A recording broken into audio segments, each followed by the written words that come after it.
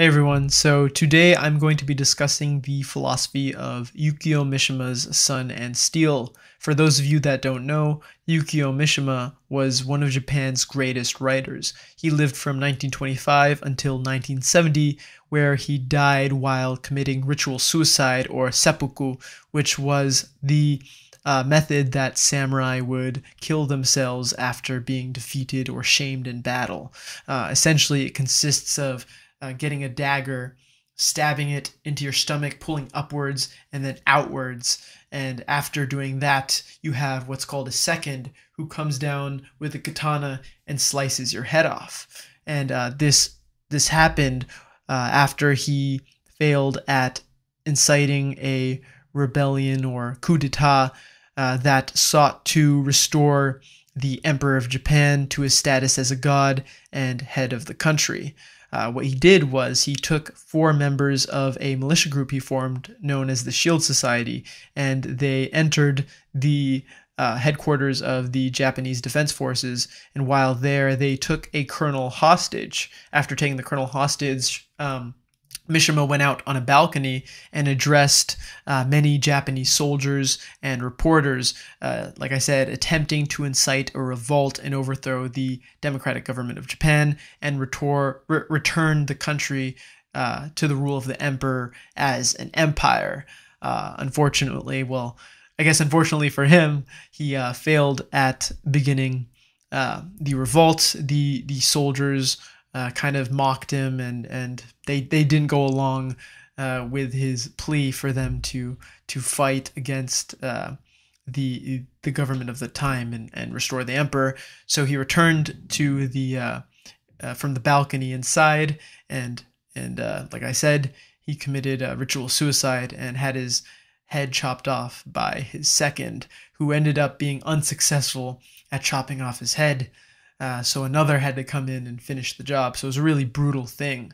But in hindsight, after you read much of Mishima's writing, and I've only really gotten into him recently, but from studying him further, you start to realize why he did this, and it starts to become clear that he was going to die this way.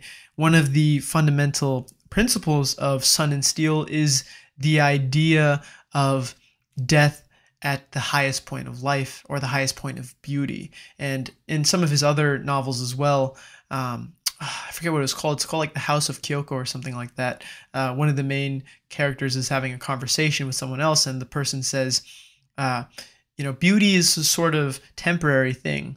No matter how beautiful you are when you're young, you eventually will grow old and your body will decay. So the only way to have like beauty kind of be final is to commit suicide at the height of your beauty. And this is kind of a theme you begin to see in Sun and Steel. So for more context into Yukio Mishima is that he starts the book discussing the corrosive nature of words, essentially words being an avenue to describe things separate from reality, to sort of, go into your imagination and avoid a real relationship with life. So Mishima was very weak as a young man. He was so weak that he actually got denied enlistment into the Imperial Japanese Army. He was trying to join the Japanese Army during World War II, but he was deemed unfit for military service.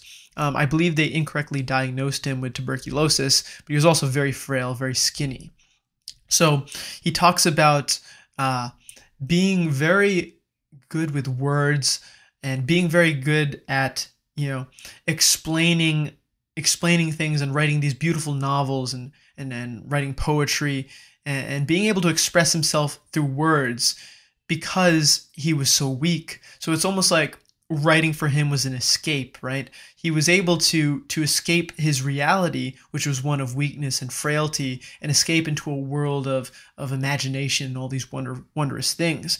So for him, words preceded physical strength. So he talks a lot about how there's a sort of negative aspect to the artistry that comes from words, except I guess for him initially, right? He talks about how he, in his physical life, in his actual reality, he was a very weak person, and this may have contributed to him expressing so much through words because he couldn't express himself as he was in his reality. And he became a very famous writer very early on. A lot of well-known writers at that time, even before he reached adulthood, recognized his talent. But his father was initially hesitant to have him pursue a life of writing, and Mishima even worked at the Ministry of Finance early on in his life because his father wanted him to have a regular job. So initially, throughout his life, he adopted the pen name Yukio Mishima. That wasn't actually his real name, but he adopted a pen name. And eventually his work became so successful, and his father, of course, probably was eventually okay with his son being a great and famous writer. But there's this idea that when you live in a world of ideas, this sort of intellectualized world, you can kind of escape reality, and in escaping reality, you might ignore the more actual physical necessities of life. For example, physical strength, right? You might ignore that because you can live in your own world, in your imagination. Through words, you can describe things and you can live out experiences separate from reality. And he sees this as a negative thing from firsthand accounts. And the reason it's called Sun and Steel primarily is because it's the sun. The word, he uses sun because he talks about being a young man. He just didn't go outside that much. It's quite simple. He didn't go outside that much. He was very pale. He describes himself as nocturnal, right? Like kind of staying inside and reading a lot and writing a lot. So to him, it's integral for us to go outside and have sun shine down on us. And of course, there's scientific reasons why you need sunlight to get a certain amount of nutrients and vitamins. But he also talks about, there's this, when you think of a frail person or sort of unhealthy person, you kind of think of this paleness, right? This skinny paleness, and that was him. And by going out in the sun, his skin turned brown, and he was one with nature. And he also talks about, like I said, steel represents his beginning of bodybuilding. And the steel in the physical sense, he's lifting steel or iron. The actual original title in Japanese really translates to iron and sun and iron, but steel is more poetic, so I guess they kind of decided to translate it to steel for English, and I think it does capture the idea better. But essentially, steel is actually physically working out and getting big, getting them gains, right? So the relationship between sun and steel, going outside, being out in nature and working out. And the reason he started working out, or at least one of the catalysts to start his journey into bodybuilding, was actually a trip to Greece. And when he went to Greece, he saw these statues, and he saw how perfect those statues were, how aesthetic they were, and he thought, I want to look like that as well. And it's quite interesting, right? Because the relationship here between reality and the sort of ideas that come with words is the lived experience and the sort of escape from lived experience. And a lot of the book is his describing the necessity for real lived experience, and in turn, the necessity to have an aesthetically pleasing body. And I'm going to relate this a little bit actually to Nietzsche's master and slave morality. So he talks about the archetypical hero. The archetypical hero in Greek mythology, for example, you take Achilles or Hercules. They were all very physically strong individuals. And oftentimes, those who mocked the hero, the detractors of the hero, were people who could not be heroes themselves.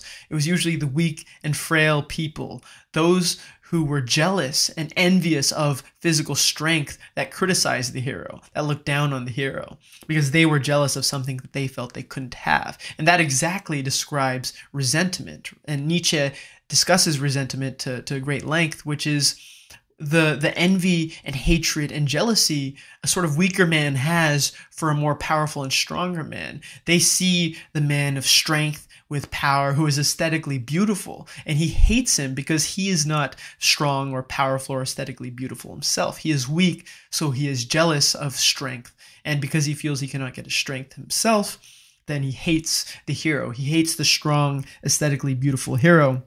And the word that Mishima kind of uses for this is facile cynicism. And he says this is invariably related to having feeble muscles, being really frail or skinny, or being really obese. He talks about having a flabby stomach and how horrible that is, right? We don't want no flabby stomachs here. We don't want to be frail because, and this is my interpretation of this, is if you don't make every effort to be as physically strong as you can, you are almost inevitably going to be envious of those who are strong, and you're going to kind of make excuses for yourself if you don't try to be strong yourself. If you don't try to be strong yourself, you're going to make excuses saying, well, it's not that important. It's like Ethan from H3H3 talking about how, life is too short to work out. Well, he's saying that because he himself is not in shape. He's fat, for lack of a better word. And when somebody doesn't have something and is too lazy to get it themselves, they're going to make excuses for why they don't have it. They're going to make life seem like something that is unfair. So I think that's very important. The idea that, if you're ignoring the aestheticism of your body, being aesthetically beautiful, being strong, being physically capable, if you're okay being fat or weak, you're usually going to develop a psychology of hating anything that is strong. And by extension, if you think about it, if you're okay being weak, then you're probably going to be okay with a lot of other deficiencies in your character. The people that are stuck too far into the intellectual realm that are ignoring the physical realm and physical reality are going to be very cynical when it comes to pretty much anything good, physically at least, right? And this kind of reminds me of in Nietzsche's Thus Spoke Zarathustra, he talks about writing things in blood. And what that means is you can read and write all these different things, all these different ideas that are all in your head.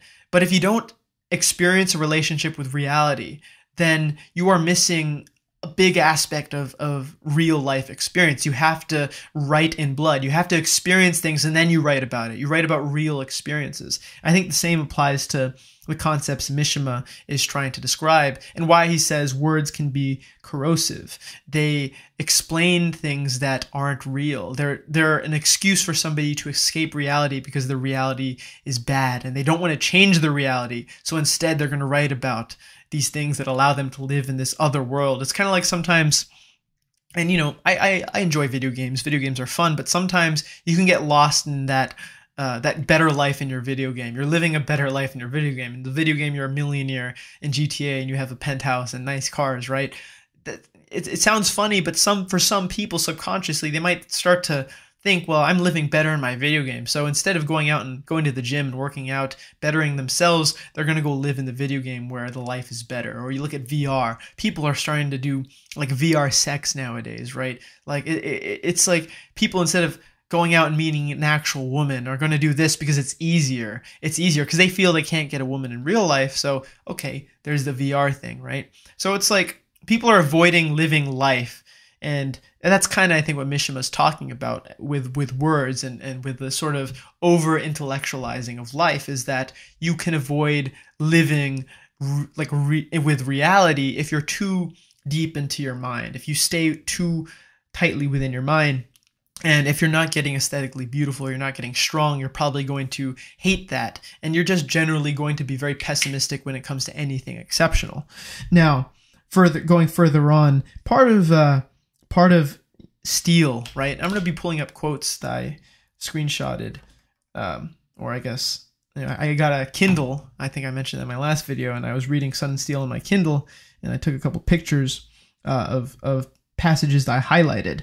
And part of building muscles, there's this overcoming of pain and suffering. And this is something I talk about a ton in my videos, especially in regards to the philosophy of Friedrich Nietzsche. Pain and suffering are necessary. Strength comes from pain and suffering. To build your muscles to be stronger, you first have to break them down. That's the whole point of lifting weights. You're breaking down your muscles so that rebuilds stronger. Pain and suffering are necessary. And the accepting of suffering, I forget if this is a paraphrase from me or a direct quote, but I wrote down, acceptance of suffering as proof of courage was the theme of primitive initiation rites in the distant past. And this might be a direct quote, but Mishima essentially talks about the real natural primal relationship with pain and suffering. And a lot of the early sort of primitive tribes of the world. To become a warrior, for example, you had to overcome hardship. Many warrior societies, you had like a grueling test to eventually, become the warrior, to be accepted in society, whether that was like Spartan society with their agoge training, or a lot of Native American tribes, I believe, you had to like steal a certain number of horses from your rival tribe or something like that. But there's lots of different initiations for young men, and they're all kind of tied to some sort of overcoming of suffering. Like real physical suffering, going out there training hard or defeating an enemy. So that's a primary part of building strength. The aspect of steel is the overcoming of suffering. And to embrace suffering is like the constant, and again, I don't know if this is a paraphrase or a direct quote, but I wrote down a lot of stuff that resonated with me. To embrace suffering is the constant role of physical courage. And that I believe I paraphrased a little bit.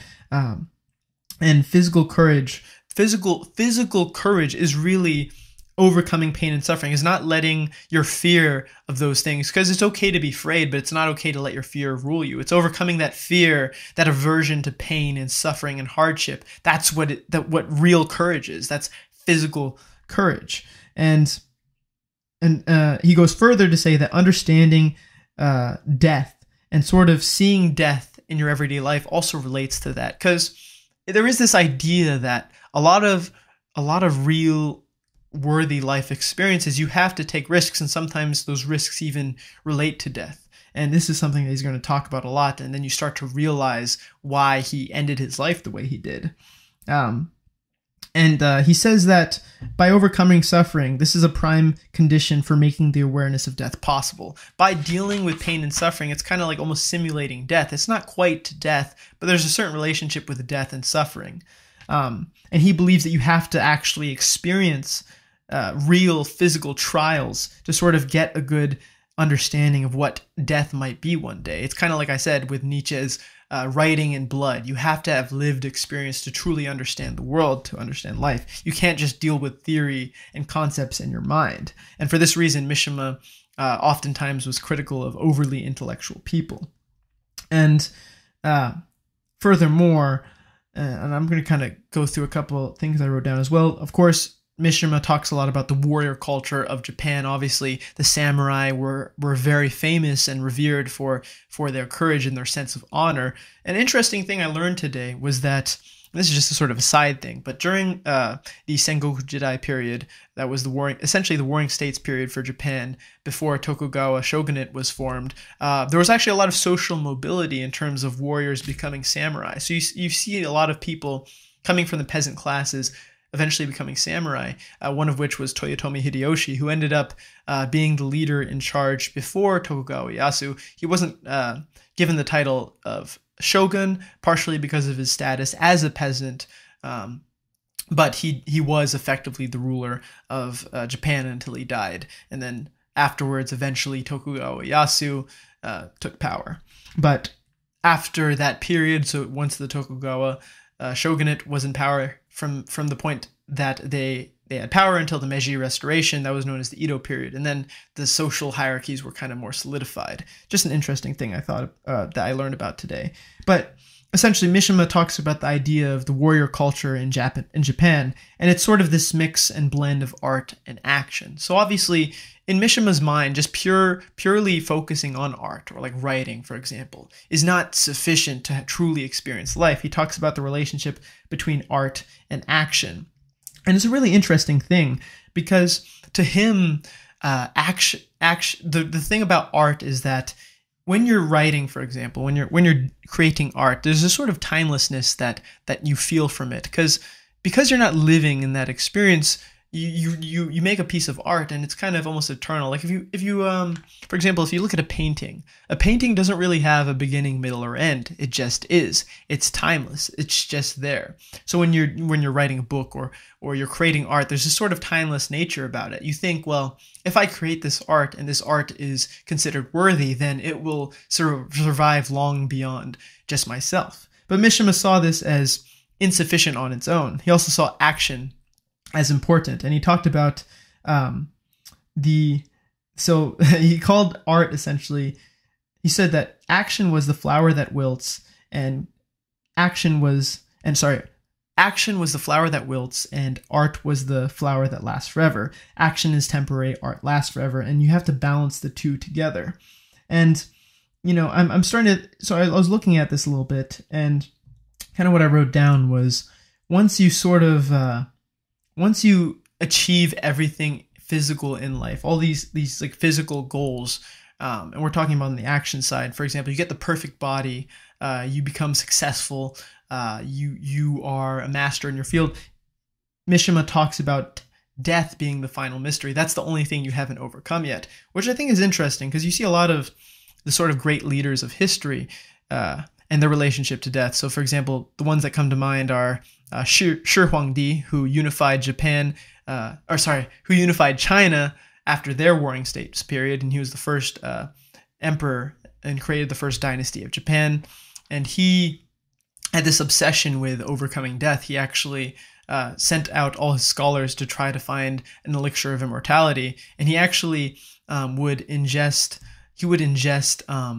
mercury because he believed that would help him live forever. And I think that contributed to his death was mercury poisoning. And you also have guys like Alexander the Great, who also sent out people to try to find a cure for death, because he had heard of Indian monks, or like, I believe it was like Hindu priests, that were able to live for like hundreds of years, and he wanted to find out their secrets. So it's like, once you've achieved all your worldly goals, you kind of just, you're there and you're just waiting for death. So death is the final mystery.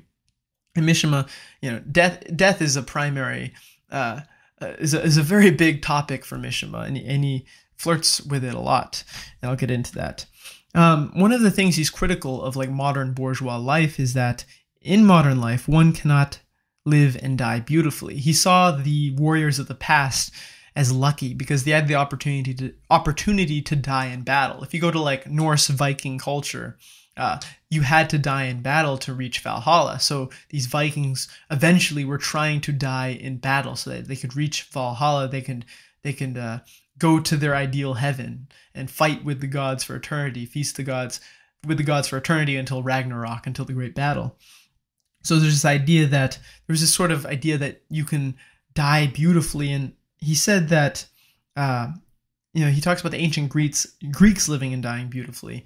And I believe there was a saying that Mishima quotes, essentially being that to die young was a gift from the gods, or was seen as positive from the gods. And a bit, like I said, a big concept of Mishima is dying at the height of your beauty. He definitely didn't like the idea of his body slowly decaying away, getting old, and eventually like dying in a hospital somewhere. He also had an interview where he talks about death lacking dramaticism. There's no drama in death. It's just kind of this boring, sad thing. You just die of old age in a nursing home or whatever. And he wanted his death to be dramatic. He wanted it to be full of very eventful and as he would say, beautiful. He also saw the natural world as one where death is a daily occurrence and possibility. And I kind of understand this, and I can relate to it a little bit, is in this bourgeois society that we live in, this sort of more prosperous society, we don't really have to deal with the same realities that humans had to in the past. And you can see this as a good thing, but it's also like there's a certain aspect of the human experience that is absent because survival is almost guaranteed. And like I talked about in my last video, the reason why we're so depressed is because we don't have to survive anymore. We don't have a purpose. Maybe the purpose of survival is something that is necessary to have a real relationship with life. And he thinks that because the natural world is one where death surrounds you at all times, if you lack that factor in life, and in modern life that's certainly the case, then you are missing something. You're missing an experience of life, and that's something it's very he sees this as a big negative. And there's a little bit more I wanted to cover within the book. I wanted to talk briefly about his experience in basic training in the military, and I also want to talk about his experience with martial arts, as well as what he said about the Kamikaze Pilots during World War II. And then aside from that, I'll just kind of wrap it up a little bit. But so he talks about basic training So basically, Mishima performed basic training with the Japanese Defense Forces. Quite interesting because when he did basic training, he had decided to sort of he didn't want to be a celebrity when he did the basic training. And luckily, most of the people that were in the military at that time kind of came from circles where they didn't really read a lot, so they weren't familiar with who Mishima was. So he was able to be kind of anonymous. He used his birth name, so not Yukio Mishima. I actually forget what his birth name is, but he used that as his identity, so no one really knew he was famous. So he was able to have an authentic experience in the basic training as a soldier. And he loved his time in basic training. And he loved it because he felt that human existence and a higher form of human existence was only possible through a collective group. So he saw for example, the shared suffering with all these other individuals. They were going out there and they were suffering together. They were working out together. They were learning the art of war together. He saw these things, this shared suffering, as the strongest bond, the strongest thing to unify people. He talks about how fancy language distorts truth and denies realism, denies the physical, and that's kind of what I talked about with what he said with words being corrosive. And he sees this shared suffering, this everybody coming together around the principle of overcoming hardships together. That was the ultimate thing to unify people. There was no fancy intellectualizing of things. There was no person who felt superior because he was smarter than somebody else. It was just people getting down in the mud together and working together as one. And he believed that this concept of shared suffering kind of rejects the agency of words, because you communicate with each other without words. There's a certain bond you feel with the person next to you. And as an individual who also went through basic training in the military, I can relate to that. The strongest bonds do come from struggle with others. When you go through the same things, you feel equal, you feel one with that individual. And I'm going to talk about this similar thing that takes place in combat, in terms of like martial arts combat. Like I said, he believed that to belong to a group is the highest form of existence, and you can go beyond what you can achieve as just being an individual. Now, he saw martial arts and learning how to box, how to sword fight, as essential to having a unique relationship with, first of all, pain and suffering, and also he felt that he could learn more about death through these things. And in particular with boxing, he talks about this moment, and I could totally relate to this also as a martial artist. It's just you and the opponent, you and another individual. He talks about communicating without words and shared suffering, and I think a similar thing kind of gets evoked here. When you're fighting an individual, it's just you and them. You're not part of a team. It's just you and them, and only your action and their action is going to have an impact in this thing. It's an exchange between two individuals, and you can't really think too much when you're fighting. You kind of just have to feel it. You can't think, okay, I'm going to throw this combo. You kind of just have to know through practice and through training, you'll know when the openings open up and you got to strike. And so he's talking about action. Action overcomes thought. You have to act. You have to strike. You have to attack your opponent. And it's sort of this interesting, it's kind of like when I talked about the void, Miyamoto Musashi's The Void. It's this flow state through repetition, through training constantly. You just know what you have to do, and this sort of overcomes the corrosiveness of words. Action is the only thing that's going to help you in this moment. You're going to die potentially if you're sword fighting, because like I said, he practiced fencing as well. If you're sword fighting in a real battle and you take a moment to think, thinking is not going to help you win. It's only feeling the right strikes that are going to allow you to overcome your opponent. Otherwise you die. So this over intellectualizing of things isn't natural, because at a certain point you have to be a man of action. In the state of nature, an individual who can't act, who can't physically express themselves, who can't physically overcome their enemies, is going to be killed. They're going to die. So in a very natural human experience, we must be able to act physically. And this, I think, is something that he relates to martial arts and learning the art of war. And like I said, it also kind of reflects a relationship with death. Even though, most of the time you're not going to die in combat sports, it's still, you're simulating conditions where way back in the past, in the state of nature, you would die if you had to fight. If you go back to before we even had weapons, you're just kind of an early stage human, like before Homo sapiens or whatever. you're fighting with your hands. Like apes, they fight with their hands. They are fighting each other, wrestling and throwing strikes. That is life or death for them. They could die if they don't fight well enough. So there's this very natural human relationship with combat. And although this is just simulating that, boxing and fencing are just simulating those means of combat, there's still the undertones of, well, in real situation, this could mean life or death. So you sort of get a better relationship with death. And of course, he talks about the kamikaze pilots of World War II, who he admired greatly, and he actually wanted to become a kamikaze pilot himself. And he talks about the kamikaze pilots' last words before they went off to fly out. So a few hours before they died, they would write like a sort of death poem or their last thoughts. And, you know, with the corrosive nature of words, in his opinion, people sort of try to make things fancy and make things beautiful because art is eternal. But when you know you're going to die in like 3 hours, what are you going to write down? What are you going to write knowing that there's really your life is finite? With art, you can feel infinite, but in this case, you're going to die in like 3 hours. So he wondered, would they write how they actually felt, or would they kind of try to write a memorial? Would they try to write something timeless to make up for the fact that they were going to die? And he saw multiple different ways people would write. A lot of times people would write, they would just write simple, very motivating, glorious things like, I go off to death for the emperor, Banzai, long live the emperor, 10,000 years, that sort of thing, right? But then there was one as well, and I think I screenshotted this, and if I didn't, I'll have to paraphrase, but I think I found it. So this one was, he felt, the most real expression of somebody who was about to go to die. And in this little passage, the kamikaze pilot writes, "At the moment, I am full of life, my whole body overflowing with youth and strength. It seems impossible that I shall be dead in 3 hours' time, and yet..." And he felt that this was such a raw expression, such an authentic expression. Like, what are you going to say in this moment? And, you know, he says the guy's not fumbling with his words because he's fearful. It's just because, like, what is he going to say?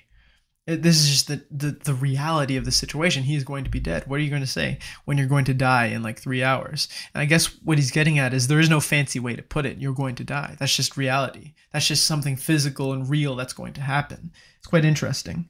And speaking on the whole kamikaze pilot thing, one of the great experiences that Mishima has is actually flying on a fighter jet. I believe it was like an F-104 or something like that. I believe it must have been a Japanese plane, maybe, because I'm not familiar with that model. I've never heard of it, but it's a really fast plane. It kind of goes at really fast speeds. I'm not good with the science of aerodynamic stuff, but he talks about how he had to train beforehand for this flight, and what they do is they get you in like a chamber, like I think it's like an oxygen reduction chamber, and gets you used to the air conditions high up and high altitude, and you need an oxygen mask to be able to breathe. And so he goes through the training, and he talks about slowly he gets less and less oxygen. And there's sort of euphoria that comes about where you don't have much oxygen. You're almost getting high in a sense, right? He talks about this sense of euphoria that he gets. And I believe that the passage about his flight was actually pretty short, so I'm going to see if I could just read it directly. It might be short enough that it wouldn't take too much time to do so, because I thought it was quite interesting, the things he talks about during his flight. I'm just going to pull that up for you right now. And so he does the training for this flight, and he's ready to go. And so it is an F-104, and it's called a supersonic fighter. So he's not flying the plane, but he's kind of going as a passenger, essentially. So he talks about going up into the sky. He talks about, first of all, he talks about seeing these planes from the perspective of the person on ground, and how amazing it looks, like this little silver object so high in the sky, and so fast, almost kind of like going up into the heavens. And so he's describing the preparation. He's getting ready to go up there, and and like I said, he talks about kind of going up into the heavens, like what an experience. And this is kind of an existential experience for him, or a transcendent experience, almost going into sort of spiritual plane. So he talks about it's starting to get ready. He feels he feels his body filling up with happiness, right? He feels euphoric as this is about to take place.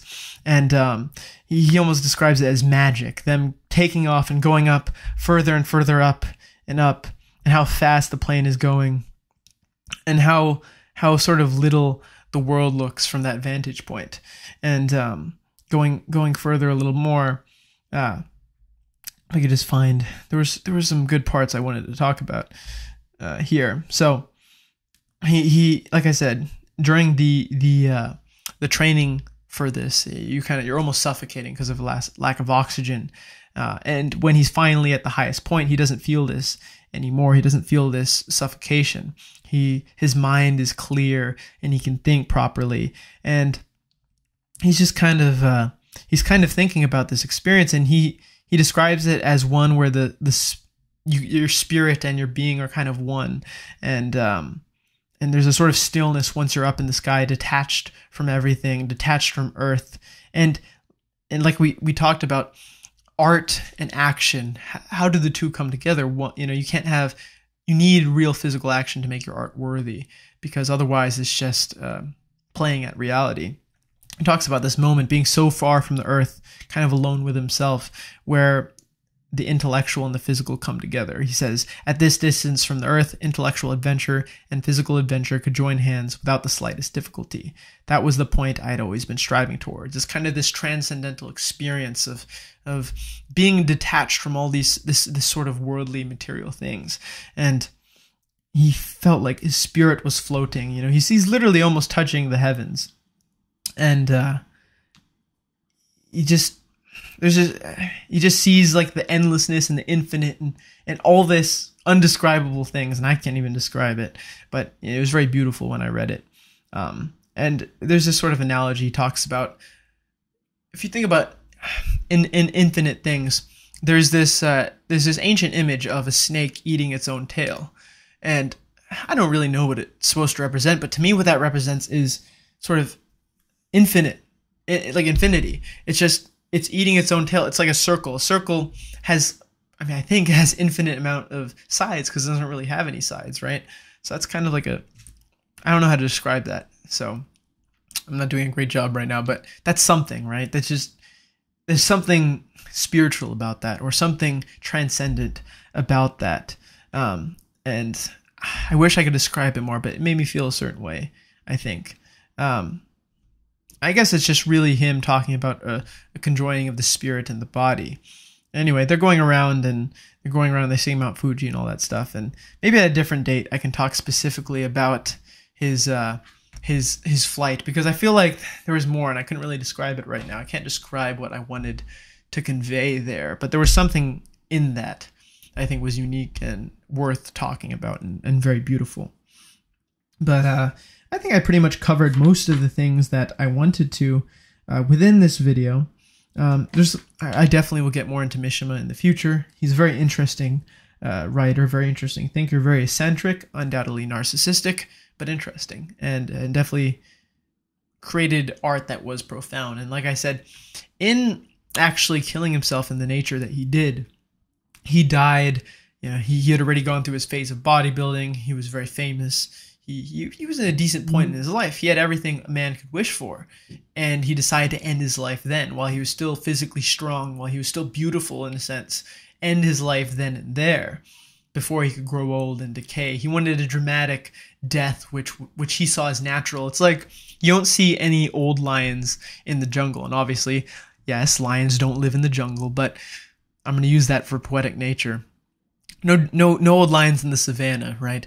You don't grow old in nature because you need to constantly be surviving and fighting, and you can't grow old. There's no old warriors, right? And if they are, they're very good, but eventually they die and they're killed in battle.